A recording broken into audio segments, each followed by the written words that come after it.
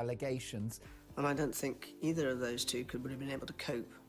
They'd been anywhere else. Princess Anne sat at the oak briefing table at Gatcombe Park on Tuesday morning, adjusted her microphone, and delivered a single, unscripted sentence that permanently broke decades of palace protocol. A reporter had asked about the current distribution of power within the sovereign's private household. Instead of issuing the standard, vague statement about family unity, the Princess Royal looked directly into the camera lens and revealed a hidden constitutional agreement regarding Queen Camilla's true status. Within 20 minutes, the video clip had completely shut down the palace press servers as the nation realized the core bloodline had just declared open war. The Gatcombe Park Disclosure. The annual agricultural press briefing at Gatcombe Park is traditionally one of the most predictable events on the royal calendar. Journalists from the major broadsheets and farming journals gather in the converted stone tithe barn on the Gloucestershire estate to discuss rural development, land management, and the progress of the Olympic equestrian training programs. The atmosphere is consistently formal, focused entirely on practical policy matters rather than the internal dynamics of the House of Windsor. Princess Anne usually manages the proceedings with a sharp, no-nonsense efficiency, answering questions about crop yields and estate budgets before immediately concluding the session to return to her farm duties. The tone of the room changed completely at exactly 11:15 on Tuesday morning. A senior royal correspondent from a national Sunday newspaper was granted the final question of the session. Rather than asking about the estate's solar panel project, the reporter shifted the focus to the upcoming state opening of Parliament. He noted that the official seating arrangements showed an unusual change, with the Princess Royal scheduled to walk directly behind the king, occupying the traditional space usually reserved for the Queen Consort during formal processions. He asked if this adjustment represented a temporary logistical choice or a permanent shift in court precedents. Under standard palace media guidelines, any question touching on court hierarchy or the internal arrangements of the senior family members is met with a polite, immediate refusal to comment. The private secretaries from Buckingham Palace who sit at the back of the room are trained to step in and redirect the conversation back to the approved topic list. Before the junior press officer could reach for the microphone to intercede, Princess Anne raised her hand to signal that she intended to answer the query directly. She leaned forward, cleared her throat, and stated that the arrangement was the direct result of a constitutional clause that had been kept hidden from the public since the death of Queen Elizabeth II. The room went completely silent as Anne explained the legal realities of the current reign. She stated that Camilla's position as Queen Consort was legally bound by a strict non-interference covenant that was signed in 2005, just days before her marriage to the then Prince of Wales. According to Anne's public statement, this covenant explicitly barred Camilla from exercising any independent executive authority over the royal estate or the distribution of court appointments should the monarch face a significant health crisis. Anne made it clear that the title of Queen was a courtesy designation, carrying zero administrative power within the sovereign's private council. The precision of her language left no room for the palace press office to issue a subsequent clarification or reframing of her words. Anne did not use emotional language or personal labels. She spoke with the clinical accuracy of a constitutional lawyer, referencing specific dates and statutory instruments. She told the room that the public had a right to know that the monarchy's management remained firmly in the hands of the direct bloodline, ensuring that the institutional continuity of the crown would never be compromised by individuals who lacked a hereditary right to the throne. The immediate impact of the disclosure was visible within the room itself. The two private secretaries from the Buckingham Palace communications team immediately stood up from their chairs and exited through the side fire doors, their mobile phones already pressed to their ears as they scrambled to alert the Lord Chamberlain's office in London. The journalists in the front row began typing frantically on their laptops, sending urgent flash alerts to their respective newsrooms. A briefing that was supposed to be about rural drainage systems had suddenly transformed into the most explosive royal broadcast in a generation. The facts behind Anne's sudden decision to break her long-standing institutional silence began to emerge as the afternoon progressed. Courtiers in London confirmed that the Princess Royal had grown increasingly frustrated with the quiet expansion of Camilla's household staff over the past 6 months. While the king was recovering from his medical treatments, the Queen's private office had been issuing directives to the estate managers at Windsor and Sandringham without consulting the Duchy of Cornwall Council or the Prince of Wales. Anne viewed this unauthorized use of administrative power as a direct violation of the court's historical boundaries. A distinct mystery developed when the official transcript of the Gatcombe Park briefing was uploaded to the royal family's public archives page at 1 o'clock. The paragraph containing Anne's direct quote about the hidden covenant was missing from the text, replaced by a generic summary sentence stating that the Princess Royal had discussed standard matters of royal precedence. The removal of the quote suggested that a high-level digital intervention had taken place within the palace network, attempting to erase the physical record of her words before the international wire services could distribute the full text. The mystery of the redacted transcript was resolved within 30 minutes when a junior technician inside the Kensington Palace IT department leaked the original audio recording directly to an independent broadcast network. The digital tracking data showed that the order to censor the official text had come directly from Queen Camilla's private secretary at Clarence House, who had attempted to use an emergency administrative override code to alter the press release. The failure of the censorship attempt only served to amplify the public interest, as the national media realized that the Queen's office was actively trying to hide the true legal limitations of her title. Prince William was informed of his aunt's public statement while he was conducting an official school visit in Wales.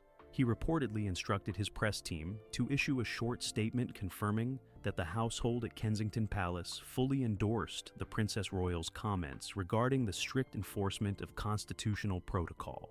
This public show of support from the future king confirmed that Anne was not acting as an isolated rebel. She was serving as the public face of a coordinated campaign by the core bloodline to strip the Parker Bowles faction of its remaining backstairs influence. By 4 o'clock, the financial markets and political commentators were openly discussing the court's structural stability. Princess Anne left the briefing barn and returned to her private quarters at Gatcombe, refusing to take any subsequent phone calls from the Buckingham Palace communications directors. She had delivered her message with absolute conviction and clarity, leaving the Queen's household to face the immediate institutional fallout. The wall around the inner circle of the throne had been publicly re-established, and the true balance of power within the modern monarchy had been permanently exposed to the world. The documents in the red box, a heavy brass key turned in the lock of a vintage scarlet dispatch box inside the private archive room at Windsor Castle on June 19th. Princess Anne stood beneath the high vaulted ceiling, surrounded by floor-to-ceiling shelves containing the private correspondence of the House of Windsor. A senior archival clerk, wearing white cotton gloves, carefully lifted a thick bundle of documents from the cedar-lined interior of the box. The papers were bound together by a faded silk ribbon and carried the personal seal of the late Queen's private secretary. Anne took the bundle, placed it under the bright light of a desk lamp, and began scanning the first page of text. The contents of that red box provided the absolute legal foundation for the public disclosure Anne would deliver weeks later at Gatcombe Park. For decades, the public had been led to believe that the arrangements for the current reign had been finalized during standard constitutional discussions ahead of the coronation. The papers inside the archive revealed a completely different story. They proved that a highly confidential legal structure had been drafted in April 2005 to manage the precise limitations of Camilla's future role as a consort. The document was explicitly titled "The Instrument of Dynamic Restraint" and bore the signatures of the late Queen, the Archbishop of Canterbury, and the current king. The primary clause of the document focused entirely on the strict separation of the consort's title from the Crown's core constitutional assets. The legal team had anticipated that a future health crisis could leave the monarch vulnerable to administrative pressure within the private household. To safeguard the institution, the covenant specified that Camilla's status would remain strictly ceremonial, providing her with no automatic seat on the Privy Council or the Duchy of Cornwall management boards.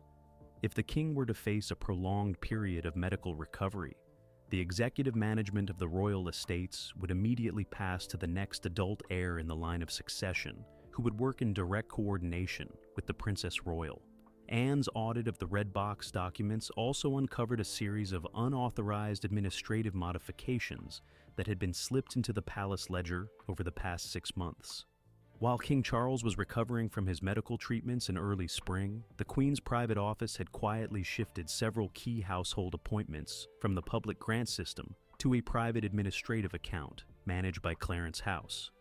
These appointments included 2 senior land agents for the Sandringham estate and a new digital communications director for the Buckingham Palace media team. By moving these roles under her direct financial control, Camilla had attempted to build an independent power base within the court infrastructure.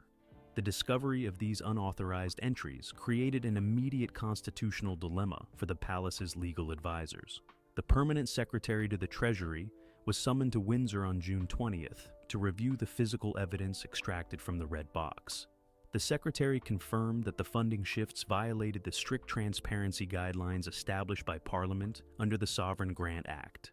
The Queen's office had been using discretionary funds intended for personal domestic hospitality to pay the salaries of individuals who were actively rewriting estate management policies. The financial inspectors made it clear that the irregular funding loop had to be shut down immediately to prevent a major public audit scandal. A distinct mystery developed when the archival clerk Cross referenced the inventory list of the Red Box with the digital registry maintained by the Lord Chamberlain's office. The digital log showed that the box had been checked out of the central vault for a period of 48 hours in early May. During the exact week, the King was receiving his secondary medical treatments in London. The checkout request carried the digital signature of a senior administrative assistant who worked exclusively for Queen Camilla's private household. The physical box had been returned to the vault on a Friday afternoon, without any accompanying report explaining why the documents had been removed from the archive room. Anne launched an immediate inquiry to determine whether the documents had been altered during those 48 hours. The technical team used high-resolution digital scanning equipment to examine the ink signatures and paper consistency of the original covenant sheets. The mystery of the unauthorized checkout was resolved within hours when the scanners detected a microscopic digital watermark on the final page of the document folder. The original 3rd page of the covenant, which detailed the strict limits on the consort's travel allowance and personal staff budget, had been removed and replaced with a high-fidelity duplicate sheet that omitted the financial caps entirely. The discovery of the forged document page proved that the Queen's office had engaged in a deliberate attempt to alter the historical record to secure greater financial independence for her household. The copy had been executed with professional precision that required access to specialized printing equipment typically reserved for producing state certificates. Anne used this physical evidence of document tampering to secure an immediate executive order from the King, giving her total authority to seize all secondary files maintained by the Clarence House administrative team. The legal safety net that Camilla had tried to build for her family had been completely dismantled by the forensic scan. The resolution of the Red Box audit allowed Anne to initiate a comprehensive freeze on all outstanding funding requests submitted by the Queen's secretaries. She brought the original, unaltered copy of the Instrument of Dynamic Restraint to the Joint Cabinet meeting on June 22nd, presenting the true legal limitations of the consort's title to the Prime Minister's representative. The government officials immediately confirmed that they would only recognize the original terms signed in 2005, rendering all subsequent modifications null and void under British constitutional law. The administrative perimeter around the throne had been successfully reinforced, leaving the Camilla faction with no legal ground to stand on. By the evening of June 23rd, the Red Box was returned to its secure position within the inner vault, protected by a new dual-factor encryption lock that can only be opened in the simultaneous presence of the Princess Royal and the Prince of Wales. The physical papers remained under constant guard, serving as definitive evidence of the legal boundaries governing the modern court. Anne had successfully gathered the concrete proof she needed to break her public silence, ensuring that when she eventually stepped before the cameras at Gatcombe Park, her words would carry the absolute, unyielding authority of the law. Rewriting the rules of succession. The state dining room at Lambeth Palace remained locked for 6 hours on June 24th. Outside the tall windows, a steady London rain hit the brick terrace overlooking the river. Inside, the Archbishop of Canterbury sat at the end of a long oak table, surrounded by the 3 senior constitutional lawyers of the Privy Council and the Treasury Solicitor.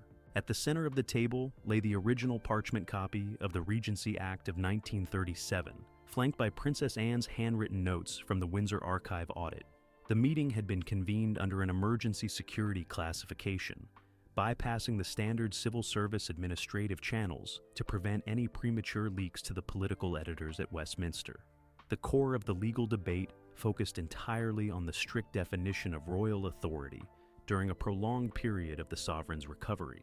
For decades, the public understanding of the Regency Act was that if a monarch became temporarily unable to fulfill their constitutional duties, the next adult in the line of succession, Prince William, would automatically assume the role of regent. However, the lawyers discovered that a series of minor administrative amendments, slipped into the court ledger during the transition of the reign, had created a highly dangerous legal loophole.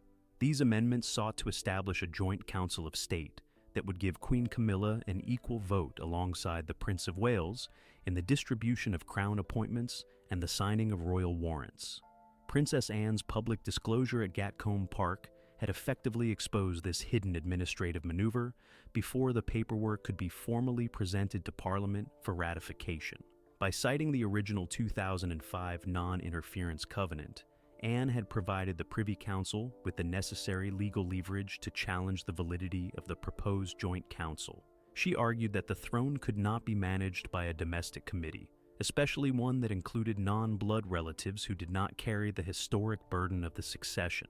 The institution required absolute clarity, and any attempt to dilute the Prince of Wales's future executive authority was a direct violation of constitutional law.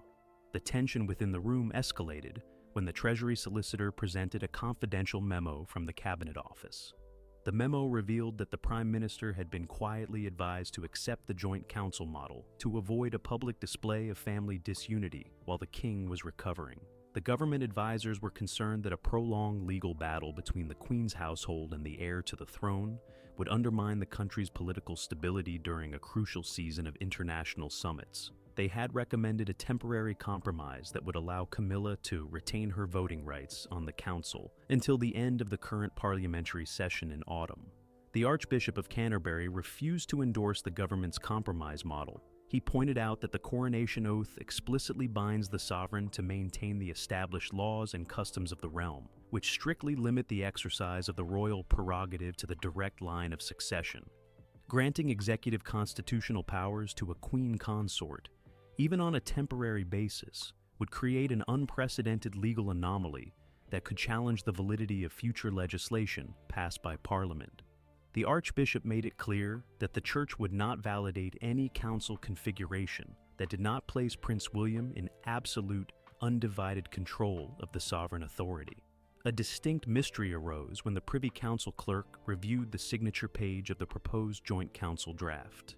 He noticed that the document had already been stamped with the Royal Sign Manual using an automated digital signature machine on June 12th. The machine is kept inside a secure safe in the King's private office, and its use requires the simultaneous entry of 2 separate encryption codes held by the King's private secretary and the permanent secretary to the household. The King had been resting at Sandringham on June 12th, and his private diary showed that he had not authorized any digital signatures for constitutional documents on that date.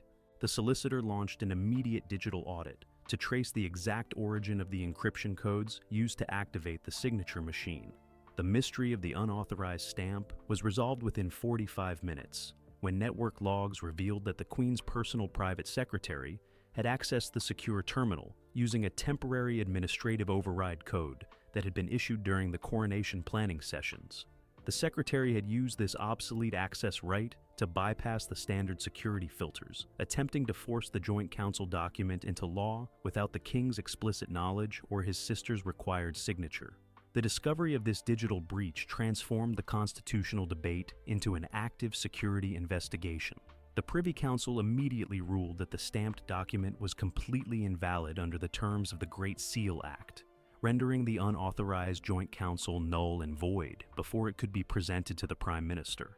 Princess Anne used this legal ruling to enforce an immediate freeze on all pending constitutional drafts managed by the Clarence House team.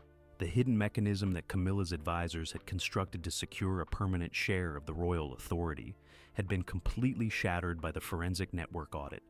The resolution of the succession dispute allowed Prince William to assume total control of the upcoming state opening planning sessions. He met with the Lord Chancellor later that evening to finalize the official seating and procession manifests for the Westminster event. Under the revised plan, Queen Camilla's role was strictly limited to that of a personal companion to the monarch, with zero visibility within the official constitutional paperwork. The state documents would be carried exclusively by the Prince of Wales and the Princess Royal, sending a clear visual message to the nation that the management of the crown remained firmly locked within the true bloodline. By midnight, the emergency session at Lambeth Palace concluded, and the legal teams prepared their formal report for the Prime Minister. The original copies of the Regency Act were returned to the secure archives, while the unauthorized Joint Council draft was placed inside a sealed evidence pouch for further review by the security services. Princess Anne's calculated gamble at Gatcombe Park had achieved its primary objective. The loophole had been closed, the rules of succession had been successfully protected, and the constitutional perimeter around the throne was secure. The Clarence House confrontation. The heavy mahogany doors of the morning room at Clarence House slammed shut with a distinct hollow ring at exactly 3 o'clock on June 25th. Outside in the courtyard, 2 royal protection vehicles sat idling on the gravel, their engines running to maintain the climate control systems after a sudden dash from London's central helipad. Queen Camilla had traveled back from an official engagement in Yorkshire 2 hours ahead of schedule, abandoning a planned civic luncheon after receiving an urgent encrypted text message from her communications director. Princess Anne was already waiting inside the room, sitting on a yellow silk sofa with a leather-bound legal folder resting on her lap. The face-to-face confrontation that followed was the most explosive meeting between the 2 senior women of the court since the transition of the reign. The domestic staff was immediately dismissed from the ground floor of the residence, and the heavy velvet curtains facing the public gardens were drawn shut to prevent any passing pedestrians from hearing the elevated voices inside. Camilla did not sit down. She stood by the marble fireplace, holding a printed copy of the Gatcombe Park Press transcript. She demanded an immediate written public apology from the Princess Royal, stating that the comments regarding the non-interference covenant had humiliated her household and damaged the public standing of the king's marriage. Anne remained completely unmoved by the emotional escalation. She did not raise her voice. Instead, she opened the leather folder and placed 3 distinct documents onto the glass coffee table between them. The first document was the forensic printout, showing the cloned identity card used to access the Windsor archive vaults. The second sheet was the digital network log exposing the unauthorized activation of the King's electronic signature machine on June 12th. Anne looked directly at the Queen and stated that the public humiliation was the direct consequence of her own staff's illegal attempts to alter the constitutional record behind the monarch's back. The facts of the confrontation left Camilla with zero room for administrative evasion. Her private secretary had already been detained for questioning by the Counter-Terrorism Command at St. James's Palace regarding the misuse of the digital override codes. The Queen attempted to shift the blame to overzealous advisors, arguing that her team was simply trying to establish a stable administrative framework to ensure the court's daily operations remained stable while the king was incapacitated. She claimed that a joint council model was a practical necessity to prevent the Prince of Wales from making unilateral decisions regarding the family estates during his father's medical recovery. Anne rejected the explanation immediately, pointing out that the Prince of Wales is the legal heir to the throne and requires zero administrative permission from a stepfamily to manage his future inheritance. She told Camilla that the attempt to slip the joint council document into law via an unauthorized electronic stamp was a breach of institutional trust that borders on a constitutional coup. The Princess Royal delivered a clear ultimatum. Either the Queen's office would voluntarily submit to a complete financial and administrative audit managed by Gatcombe Park, or Anne would hand the forensic files over to the Metropolitan Police for a formal public investigation. The tension reached a critical point when Camilla threatened to withdraw completely from all upcoming public appearances for the remainder of the summer season, including the highly anticipated state visit of the Japanese delegation. She calculated that her sudden absence from the king's side during a major international event would trigger a massive media storm the palace press office could not contain. She told Anne that if her household were stripped of its administrative independence, she would choose to live privately at her personal estate in Wiltshire, leaving the core bloodline to explain the domestic separation to the international press. A distinct mystery developed during the middle of the argument when the internal house telephone on the side table began to chime with a high-priority red flash indicator. The call was originating from the king's private medical suite at Sandringham House. The private secretary at the other end informed the women that the king had been monitoring the digital security notifications from London and was demanding an immediate audio connection to the room. The secretary stated that the king's blood pressure had spiked significantly after he was briefed on the gate stoppages and the digital signature audit. The two women were forced to suspend their argument while the secretary connected the king's voice to the speaker system. The mystery of how Charles would handle the domestic crisis was resolved within 2 minutes. The king did not support his wife's demands for a public apology, nor did he order his sister to halt the ongoing administrative audit. His voice sounded exhausted but firm as he instructed Camilla to accept the protocol boundaries established by the Sandringham Accord. He made it clear that his first duty was to the continuity of the crown, and he could not allow personal marital loyalty to trigger a public legal battle with Parliament over the succession rules. The king's direct intervention completely broke the resistance of the Clarence House faction. Camilla realized that her husband had been fully convinced by Anne's fiscal and constitutional arguments during their secret weekend summit in Norfolk. She turned away from the speaker console, walked toward the window, and refused to participate in the remainder of the meeting. The alliance between the sovereign and his sister had proven entirely unyielding, leaving the Queen with zero political leverage inside the private council chambers. Anne closed her leather folder, picked up the original copy of the forensic logs, and left the morning room without saying another word to her sister-in-law. She walked out through the side courtyard gatehouse, instructing her security detail to drive her directly back to the Lord Chamberlain's office to initiate the next phase of the household restructuring. The confrontation at Clarence House had solidified the new reality of the court. The backstairs influence of the Step family was dead, the authority of the bloodline was absolute, and the gates of the palace were firmly under the control of the Princess Royal. The financial footprint purge. The administrative offices of the Sovereign Grant Audit Team at St. James's Palace were illuminated by fluorescent lights until 3 o'clock on June 27th. A team of 4 forensic accountants from the National Audit Office sat at a long desk covered with digital printouts of the Queen's household expenditure logs. Princess Anne sat at the head of the table, holding a black pen and a copy of the new Treasury Transparency Guidelines. Every line item was scrutinized, from the travel allowances of personal assistants to the catering budgets for private luncheons held at Clarence House. Anne took her pen and drew a thick black line through 3 auxiliary budget accounts that had previously been classified as non-vetted discretionary funding. The financial purge was the immediate practical consequence of the legal victory Anne achieved during the Clarence House confrontation. For years, the Queen's private office had operated with a high degree of fiscal independence, utilizing a series of secondary funding streams that were quietly absorbed by the general domestic hospitality budget of Buckingham Palace. This arrangement allowed Camilla's secretaries to fund personal charity projects, hire independent media consultants, and maintain a private vehicle fleet without submitting the standard business case evaluations required for normal royal expenditures. Anne's comprehensive audit brought this era of administrative autonomy to an abrupt and permanent end. The core of the financial rollback focused on the immediate freezing of 3 auxiliary funding lines linked to Camilla's personal patronage network.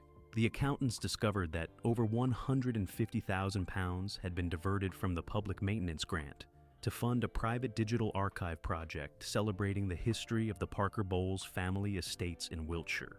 Anne ruled that the project carried zero public value and violated the strict terms of the Sovereign Grant Act, which limits the use of public funds to the direct support of working members of the royal family.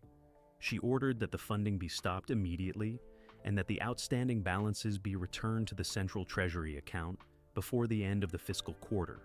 The structural cleanup quickly extended to the palace payroll itself, The audit team identified 5 close associates of the Queen, who had been appointed to senior administrative roles within the household over the past 12 months without passing the standard civil service compliance checks. These roles included a personal styling consultant, a private social media coordinator, and an assistant diary secretary who worked exclusively on managing the schedules of Camilla's children. Anne issued a formal directive terminating all 5 contracts by the end of the week, stating that the public purse would no longer subsidize personal entourage positions that performed no official state duties. Tension inside the administrative offices grew when the Queen's financial director attempted to block the termination orders by appealing directly to the permanent secretary to the Treasury. He argued that stripping the Queen of her personal staff during a busy summer season would compromise her ability to fulfill her official engagement calendar. He warned that the sudden loss of her social media coordinator would leave her office unable to manage the public relations material for the upcoming state opening of Parliament. The permanent secretary rejected the appeal within 10 minutes, confirming that his department would only recognize payroll authorizations that carried Princess Anne's personal signature. The unyielding nature of the fiscal rollback was reinforced by a new set of transparency guidelines enforced by the Treasury. Under the updated regulations, every single invitation issued for a state function must be accompanied by a detailed cost-benefit analysis showing how the guest's presence supports the strategic objectives of the United Kingdom's foreign or domestic policy. This rule effectively blocked the Queen's office from using official state banquets to entertain personal friends or business associates from her pre-royal life. The guest lists were now legally locked inside a strict merit-based framework managed by the Protocol Committee. A distinct mystery developed when the forensic accountants checked the digital ledger for the Windsor Estate fuel depot covering the month of May. The records showed that a private fuel card assigned to a commercial catering company owned by a distant relative of the Parker Bowles family had been used 42 times at the castle's private pumps. The transactions totaled over 12,000 pounds of high-grade diesel fuel, all charged directly to the sovereign's private travel allowance account. The card had bypassed the standard security scanners by using an outdated automated authorization profile created during the coronation planning sessions. The audit team launched an immediate investigation to determine who had cleared the fuel card for long-term use. The mystery of the hidden transactions was resolved within hours when digital access logs revealed that the Queen's personal transport manager had manually updated the authorization profile on the first day of every month to keep the card active. He had been using his administrative override credentials to mask the private commercial expense under the heading of official palace logistics. Anne immediately canceled the fuel card, seized the vehicle logs, and ordered the manager suspended from his duties pending a formal disciplinary hearing for misuse of Crown property. The resolution of the fuel card investigation allowed Anne to implement a new biometric verification system at every refueling depot and transport hub across the royal estate. From that moment forward, no vehicle could receive fuel or maintenance without the driver scanning their official identity card and inputting a unique, single-use token code generated by the Gatcombe Park Financial Office. This update closed the final remaining loophole that the Queen's household had used to distribute material perks to their extended family network, locking down the palace infrastructure against any future unauthorized extra budgetary leaks. By the evening of June 29th, the financial footprint purge was complete. The 3 frozen budget lines were permanently erased from the master spreadsheet, and the revised payroll manifests were forwarded to the National Audit Office for formal verification.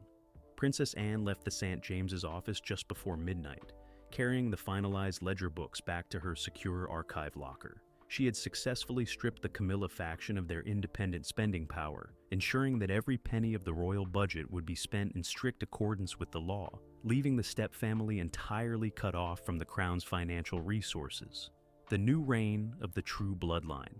The morning sun reflected off the polished silver helmets of the household cavalry as the grand procession turned into Whitehall on June 30th, 2026.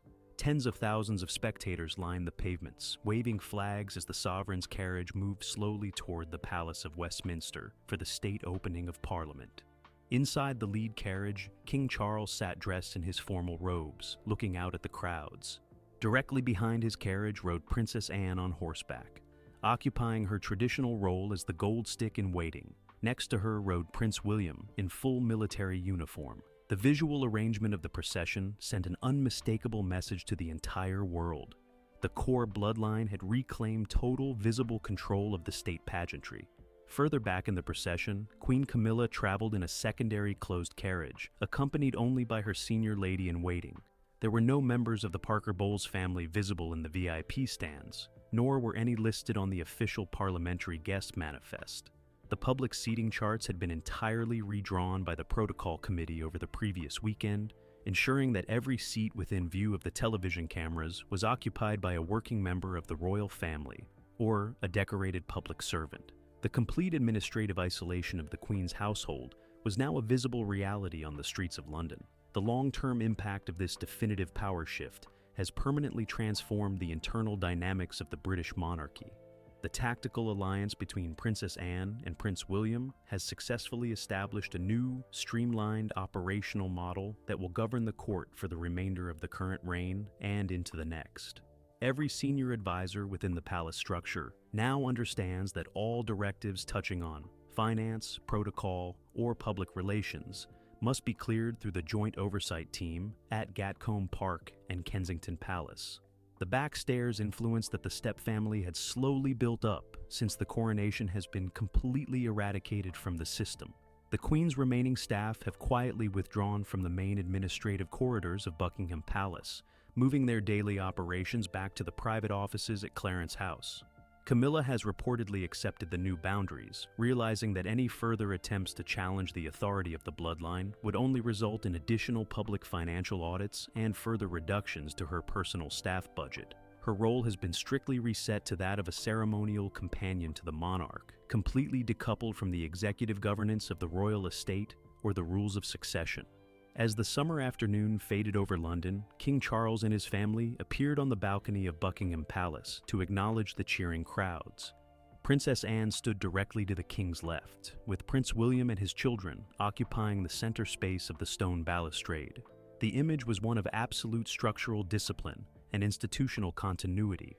Anne's calculated decision to break her long-standing silence at Gatcombe Park had achieved its ultimate objective.